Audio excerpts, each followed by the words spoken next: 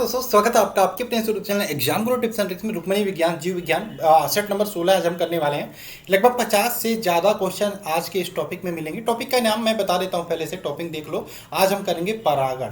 आप कहोगे सर परागण कौन सा टॉपिक होता है, तो इंग्लिश वाले जान रहे, इसको बोलते हैं पोलिनेशन, यानी कि परागण। आप सबको पता होगा क्या होता है, लेकिन मैं उससे पहले एक्सप्लेन कर दूंगा क्या होता है परागण, पॉलिनेशन क्या होता है। ठीक, तो चलिए उसके शुरू करते हैं। उससे पहले चाहेंगे ये चैनल को अगर जो आपने सब्सक्राइब नहीं किया सब्सक्राइब कर लो।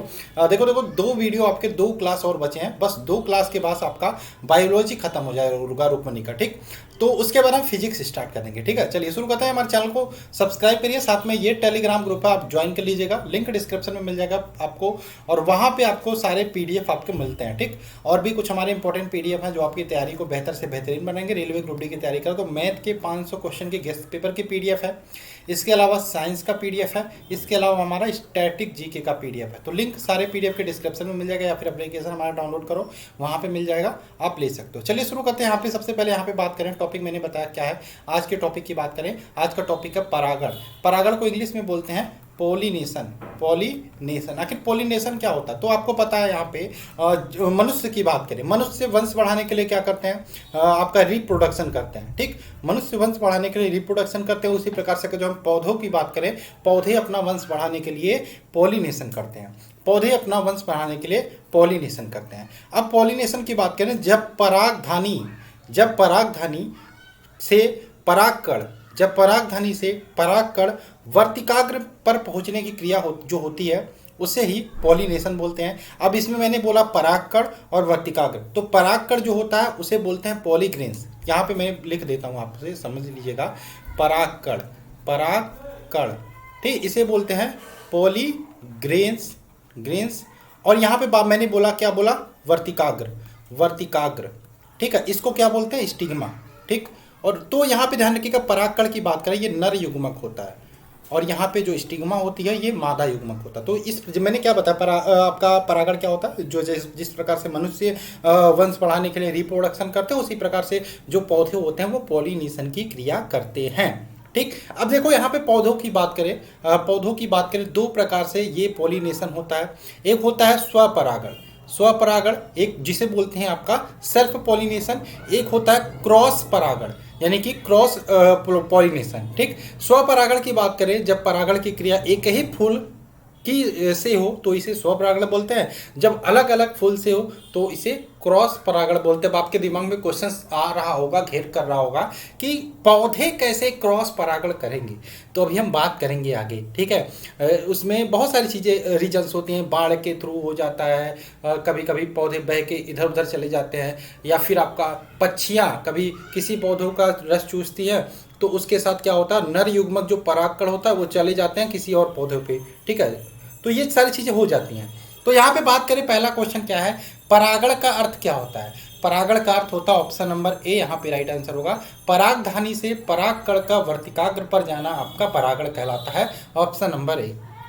क्वेश्चन नंबर 2 की बात करें, परागकण क्या है, तो परागकण मैंने क्या बताया, परागकण को ही हम बोलते हैं पॉलीग्रेन्स, और ये जो होता है ये नर युग्मक वो भी होता है, option number A right answer होगा। ठीक, और मादा कौन सी होती है, स्टिग्मा या वर्तिकाग्र। ठीक, क्वेश्चन नंबर 3 की बात करें, एक ही पादप में एक पुष्प के परागकणों का दूसरे पुष्प के वर्तिकाग्र पर जाना क्या कहलाता है। ध्यान से सुनना, एक ही पादप में एक पुष्प के परागकणों का दूसरे पुष्प के वर्तिकाग्र पर जाना बोलते हैं जीनेटोगोमी। ठीक है, इसको बोलते हैं जीनेटोगोमी, option number C right answer होगा।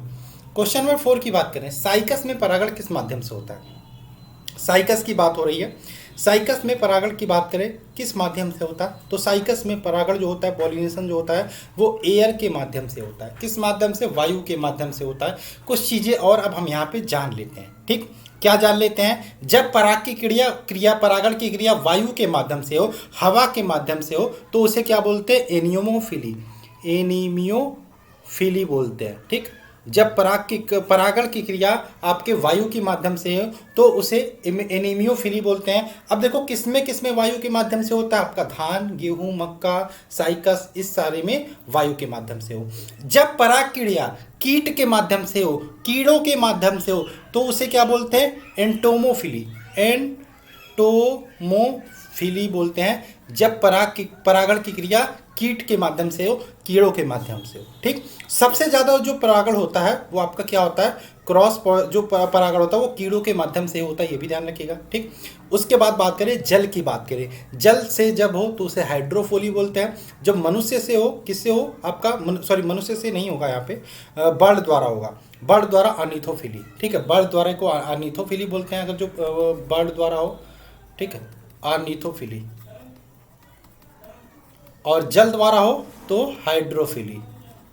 ठीक है, तो ये ध्यान रखिएगा। आगे चले क्वेश्चन नंबर 4 की बात करें। 4 क्या है, पौधों के जीवन में पुष्प की क्या भूमिका होती है, पुष्प की क्या मुख्य भूमिका होती है। तो ध्यान रखिएगा, आपका परागण के लिए कीट पतंगों को आकर्षित करना, ये पुष्प आपका मुख्य भूमिका होती है। ठीक, और वंश वृद्धि करना, दोनों यहाँ पे राइट आंसर होगा। खैर यहाँ पे एक ही दिया तो आप ऑप्शन नंबर बी लगा सकते हो। क्वेश्चन नंबर यहाँ पे हो गया 5। 6 की बात कर लेते हैं। 6 क्या है, 6 है परागण के लिए निम्नलिखित में से कौन सा तत्व आवश्यक नहीं है। तो ध्यान रखिएगा, आपका हवा आवश्यक है परागण के लिए, आग भी है, सॉरी आग नहीं होगा, आग नहीं होगा, आग किसी भी तरीके से नहीं होगा, पानी है, कीट है। ऑप्शन नंबर बी यहाँ पे राइट आंसर हो जाएगा। क्वेश्चन नंबर 7 की बात करें, जब किसी पुष्प का पराग उसी पौधे के पराग कण के वर्तिकाग्र में अंतरित कर दिया जाता है तो उसे क्या बोलते हैं, उसे बोलते हैं ऑटोगोमी या स्वयुग्मन। ऑप्शन नंबर इसका क्या हो जाएगा, option number A right answer होगा। क्वेश्चन नंबर 8 की बात करें, फूल का चमकीला तथा आकर्षक अंश कौन सा होता है। तो फूल का चमकीला तथा आकर्षक अंश को क्लोरोला बोलते हैं या दलपुंज बोलते हैं। Option number A right answer हो, क्लोरोला या दलपुंज बोलते हैं। ठीक, क्लोरोला की बात करें रंगीन होता है, यह हरा रंग को छोड़कर अन्य रंगों में भी पाया जाता है। ठीक, चलिए क्वेश्चन नंबर 9 की बात कर लेते हैं। फूल फल तथा बीज धारण करने वाले फूले हुए पौधे क्या कहलाते हैं। तो ध्यान रखिएगा, फूल फल तथा बीज धारण करने वाले जो फूले हुए पौधे होते हैं उन्हें बोलते हैं एंजियोस्पर्म। एंजियोस्पर्म यानी कि ऑप्शन नंबर इसका डी राइट आंसर होगा, एंजियोस्पर्म, ऑप्शन नंबर डी। ठीक, क्वेश्चन नंबर 10 की बात कर लेते हैं। निम्नलिखित में से कौन सा द्विबीजपत्री कौन सा है, कौन सा द्विबीजपत्री है। तो ध्यान रखिएगा, ऑप्शन नंबर बी, यहाँ पे जो आम है ना, एक प्रकार का द्विबीजपत्री, option number B right answer होगा। क्वेश्चन में 11 की बात करें, पौधों का कौन सा भाग फूल बनने का उद्दीपन ग्रहण करता है। पौधे का कौन सा भाग फूल बनने का उद्दीपन ग्रहण करता है। तो ध्यान रखिएगा, यहाँ पे आपका पत्ता, जो आपका लीव्स होते हैं, ये आपका फूल बनने का पड़, यानी कि option number C right answer होगा। क्वेश्चन नंबर बात करें आपका 12 है, सहज प्रणाली का परिवर्धन निम्नलिखित में से कौन सा है। तो ध्यान रखिएगा, प्रणाली का स्वपोषी क्रिया, यहाँ पे सहज प्रणाली का एक प्रकार से उद्दीपन है। ऑप्शन नंबर यहाँ पे क्या हो जाएगा, ऑप्शन नंबर कहाँ गया भाई क्वेश्चन, प्रणाली की स्वपोषी क्रिया, option number C. Next question की बात करें, क्वेश्चन नंबर 13 है, भ्रूण किस में मिलता है। तो भ्रूण की बात करें बीज या सीड्स में मिलता है। ठीक है, ऑप्शन नंबर इसका सी राइट आंसर हो। कभी कभी भ्रूण की जगह एम्ब्रॉय दे देता है, वो भी ध्यान रखिएगा, वही इंग्लिश होता है। ऑप्शन नंबर इसका सी राइट आंसर हो जाएगा। क्वेश्चन नंबर 14 की बात करें, दोमट मिट्टी में मिट्टी का कौन सा कण मिलता है। तो दोमट मिट्टी की बात करें, मिट्टी का कौन सा कण मिलता है। तो यहाँ पे बालू कण, चिकना कण, पांचू कण, सभी कण मिलते हैं। Option number D right answer हो जाएगा। क्वेश्चन नंबर 15 की बात करें, पौधों में को सबसे अधिक पानी किस मिट्टी में मिलती है।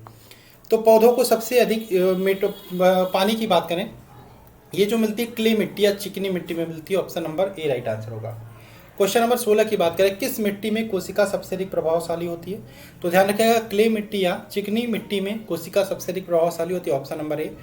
नेक्स्ट क्वेश्चन नंबर 17, बीजों के प्रकीर्णन की सेंसर विधि किस में पाई जाती है। तो बीजों के प्रकीर्णन की सेंसर विधि पाई जाती है आपका कपास में। Option number C right answer होगा। 18 की बात करें, निम्नलिखित में से कौन सा किसी भी ऐसे पौधे का उदाहरण है जो बीज तो देते हैं पर फल नहीं देते हैं। क्या आंसर होगा।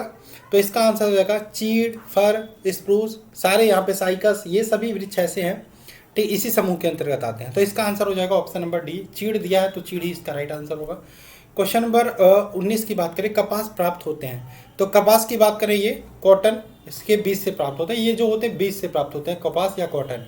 आगे बात करें क्वेश्चन नंबर 20 की, बीजों का सर्वोत्तम संरक्षण होता है। तो बीजों का सर्वोत्तम संरक्षण की बात करें, ठंडी और शुष्क परिस्थितियों में होता है। Option number C right answer होगा। बीजों को रखने की बात हो रही है, किस परिस्थिति में रखोगे कि वो सुरक्षित रहे। क्वेश्चन नंबर 21 की बात करें, निम्नलिखित में से कौन सी चीज़ भूमिगत खाद्य तना है। तो ऑप्शन के हिसाब से देखो तो यहाँ पे अदरक की बात करें, ये एक प्रकार का भूमिगत खाद्य तना, option number A right answer होगा।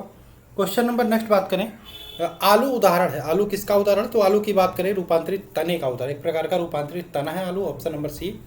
23 की बात करें, काली मिर्च पादप एक क्या है। तो काली मिर्च पादप की बात करें, एक प्रकार का आपका झाड़ी का उदाहरण है। ऑप्शन नंबर इसका सी राइट आंसर होगा। 24 की बात करें, एक पेड़ की पत्ती लाल कांच से देखे जाने पर कैसी दिखाई देगी? तो पेड़ की पत्ती हरी होती है, हरी चीज को लाल कांच से देखोगे तो आपकी काली दिखाई देगी। Option number A right answer होगा।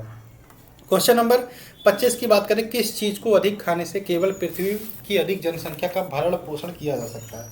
ऑप्शन के हिसाब से देखो तो वनस्पति उत्पाद इसका राइट आंसर होगा। ऑप्शन नंबर सी क्या होगा? वनस्पति उत्पाद। Option number C right answer होगा।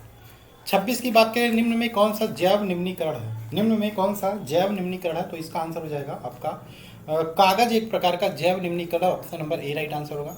27 की बात करें, किसी क्षेत्र में पेड़ों को उगने के लिए अपेक्षित न्यूनतम तापमान क्या होती है? किसी क्षेत्र में, ध्यान रखिएगा, अपेक्षित न्यूनतम तापमान होती है पेड़ों को उगने के लिए 18 degree Celsius. Option number D right answer होगा। 28 की बात करें, कुरिंजी पुष्प के 12 वर्ष में एक बार खिलने का क्या कारण होता है? तो ध्यान रखिएगा, कुरिंजी पुष्प के इसमें option number A right answer होगा, प्रकाशिक अवधि। ऑप्शन नंबर ए प्रकाश अवधि। क्वेश्चन नंबर बात करें 29, लाल चने में कौन सा एंजाइम मिलता है? तो लाल चने की बात करें, सबसे ज़्यादा जो एंजाइम मिलता है वो मिलता है आपका डाइस्टेज। डाइस्टेज यानी कि option number D right answer होगा। क्वेश्चन नंबर 30 की बात करें, पौधे के किस भाग को केसर के रूप में इस्तेमाल किया जाता है? तो केसर की बात करें, कौन सा? वर्तिका तथा वर्तिकाग्र। वर्तिका तथा वर्तिकाग्र। Option number D right answer होगा, को हम केसर के रूप में इस्तेमाल करते हैं। Option number D. Question number 31 की बात करें, जंतु परागण का अर्थ क्या है? जंतु द्वारा परागण को ही हम जंतु परागण बोलते हैं, सिंपल सा। Option number D right answer होगा। 32 की बात करें, पुष्पहीन पादपों को क्या बोलते हैं? तो पुष्पहीन पादपों की बात करें क्रिप्टोगैम बोलते हैं। क्या बोलते हैं? Cryptogam. Option number C. Next question की बात करें 33 क्या है? अनिकेश फल से आशय फल के किस विकास से है? तो अनिकेश फल से आशय फल के उस विकास से। वैसे फल जो बिना निषेचन के बनते हुए अनिकेश फल कहलाते हैं, ठीक है। तो बिना निषेचन के बने उन्हें अनिकेश फल तो बोलते हैं। Option number B. 34 की बात करें, उन पादपों को क्या कहते हैं जो अपने जीवन काल में केवल एक बार फलते फूलते हैं? अपने जीवन काल में केवल एक बार फलते फूलते हैं तो उसे बोलते हैं संकृत्य फली। ऑप्शन नंबर संकृत फली पादप बोलते हैं। Option number B right answer होगा। 35 की बात करें, बीजों के अंकुरण की एक अनिवार्य विशेषता किसकी मौजूदगी है? तो ध्यान रखिएगा, किसकी मौजूदगी बीजों के लिए अनिवार्य है? तो यहाँ पे देखिए जल, ठीक है, जल। Option number D right answer होगा, ठीक। नेक्स्ट बात करें, देखो मिट्टी नहीं रहेगा तब भी यहाँ पे बीज अंकुरित हो जाएगा, प्रकाश नहीं रहेगा अंकुरित हो जाएगा, खनिज रहेगा तब भी जल रहेगा, जल जरूरी है, ठीक। क्वेश्चन नंबर 36 की बात करें, पत्थरों और चट्टानों से लगे पौधे कैसे होते हैं? तो पत्थरों और चट्टानों से लगे पौधे जो होते हैं सैरोद्भिद प्रकार के होते हैं। Option number B right answer होगा, ठीक। आगे चलें, फलों के मीठे स्वाद का लक्षण क्या है? तो फलों के मीठे स्वाद का लक्षण जो होता है फ्रक्टोज होता है। Option number B right answer होगा। 38 की बात करें, पादपों में मूल रोमों की मूल भूमिका क्या होती है? तो ध्यान रखिएगा, पादपों में मूल रोमों की भूमिका की बात हो रही है। तो मृदा से खनिज लवण और को अवशोषित करना, खनिज लवण जल को अवशोषित करना, ये आपका मुख्य भूमिका होती है रोमों की। Option number A. 39 की बात करें, फूलों में मादा प्रजनन अंग को किस नाम से जाना जाता है? तो फूलों में मादा प्रजनन अंग को कार्पेल बोलते हैं। क्या बोलते हैं? Carpel. Option number A right answer होगा, ठीक। नेक्स्ट बात करें, उच्चतर पौधों के बीजों के पोषक ऊतक को क्या कहते हैं? तो उच्चतर पौधों के बीज ऊतक को एंडोस्पर्म बोलते हैं। Option number C. नेक्स्ट बात करें 41, स्वपरागण का परिणाम क्या होगा? तो स्वपरागण का परिणाम की बात करें उसे अंतः प्रजनन या इनब्रीडिंग बोलते हैं। अंतः प्रजनन या inbreeding. Option number A. Next बात करें, बहुअंडपी या मल्टीकार्पल, वियुक्त कांडपी या एपोकार्पस की बात हो रही है, ठीक। जयांगीता गायनोसियम से किस प्रकार से फल प्राप्त होता है? तो यहाँ ध्यान रखिएगा, इस प्रकार से गुच्छेदार फल प्राप्त होता है, ठीक। गुच्छेदार फल प्राप्त होता है। Option number A right answer होगा। नेक्स्ट बात करें, गेहूं का पुष्पण कहाँ होता है? तो गेहूं का पुष्पण की बात करें, ये कालिस या स्पाइक में होता है। Option number A right answer होगा। क्वेश्चन नंबर 44 की बात करें, पौधे की किस प्रक्रिया से प्रजनन करते हैं? तो पौधे जो होते हैं परागण या पॉलिनेशन की प्रक्रिया से प्रजनन करते हैं। Option number A. 45 की बात करें, आमतौर पर पिंक मोल्ड किसका नाम है? पिंक मोल्ड की बात करें, न्यूरोस्पोरा को ही हम पिंक मोल्ड बोलते हैं। Option number D right answer होगा, ठीक। न्यूरोस्पोरा भी एक प्रकार का कवक होता है, ध्यान रखिएगा। आगे चलें, क्वेश्चन नंबर 46 की बात करें, 3 तत्व जिनका उपयोग रासायनिक उर्वरकों के रूप में होता है, एनपीके। एनपीके क्या होता है? Nitrogen potassium phosphorus. Nitrogen potassium phosphorus यानी कि option number B right answer हो जाएगा। नेक्स्ट बात करें, भारत में सबसे अधिक खाया जाने वाला अनाज कौन सा है? भारत में सबसे अधिक खाया जाने वाला अनाज की बात करें जब भी, तो चावल है। ऑप्शन नंबर इसका राइट आंसर हो जाएगा डी। नेक्स्ट बात करें, rice research institute. Rice research institute यानी कि चावल अनुसंधान संस्थान कहाँ स्थित है? तो ये उड़ीसा में आपको देखने को मिला, Cuttack Orissa. Option number A. Next बात करें, हवा के परागण को क्या कहा जाता है? तो स्टार्टिंग में मैंने बताया था हवा के परागण को एनीमियोफिली बोलते हैं। एनीमियोफिली यानी कि option number C right answer होगा, एनीमियोफिली। नेक्स्ट बात करें, निम्नलिखित में से कौन सा फूल के केंद्र में मौजूद होता है? क्या होता है? अंडप। अंडप यानी कि option number A. Question number next 51 की बात करें, क्रॉस परागण के लिए निम्नलिखित में से कौन सा परागण के कारण नहीं है? क्रॉस परागण के लिए, ठीक है, तो जल के कारण क्रॉस परागण हो सकता है, जानवर के कारण भी हो सकता है, वायु के कारण, पौधे स्वयं नहीं होते हैं। Option number D right answer होगा। किसी फूल के मादा प्रजनन हिस्से को क्या बोलते हैं? तो किसी फूल के मादा प्रजनन हिस्से को अंडक बोलते हैं। Option number A right answer होगा। प्रजनन के लिए फूलों में आवश्यक रंग कौन सा है? तो आवश्यक अंग की बात हो रही है, रंग नहीं, अंग, ठीक है, तो पुंकेसर और स्त्री केसर। ऑप्शन नंबर इसका बी राइट आंसर होगा। नेक्स्ट बात करें, एक पौधों में इनमें से क्या बीज में परिवर्तित होता है? तो ध्यान रखिएगा, जो बीजाणु होता है वो आपका बीज में परिवर्तित होता है। Option number D. एक फूल के प्रजनन का भाग कौन सा है? एक फूल के प्रजनन का भाग कौन सा है? तो ध्यान रखिएगा, पुंकेसर और कार्पसल्स। ऑप्शन नंबर इसका क्या हो जाएगा? Option number A. नेक्स्ट बात करें, चलिए 55 क्वेश्चन थे टोटल इसके टॉपिक में। अब नेक्स्ट हम क्या करेंगे? नेक्स्ट हम करेंगे पौधों के विभिन्न भाग और पौधों का वर्गीकरण, ठीक है, इसको हम करेंगे कल। ठीक, तो चलिए वीडियो को लाइक करिए और अच्छे अच्छे कमेंट्स करिए। ये सीरीज आपकी खत्म हो रही बायोलॉजी, इसके बाद मैं फिजिक्स स्टार्ट करूंगा और उसके बाद अगर जो आप कहेंगे कोई और बुक तो वो मैं स्टार्ट कर दूंगा आपके रेलवे एग्जाम्स को लेके। चलिए वीडियो को लाइक करिए और मिलते हैं नेक्स्ट क्लास में। जय हिंद दोस्तों, जय भारत।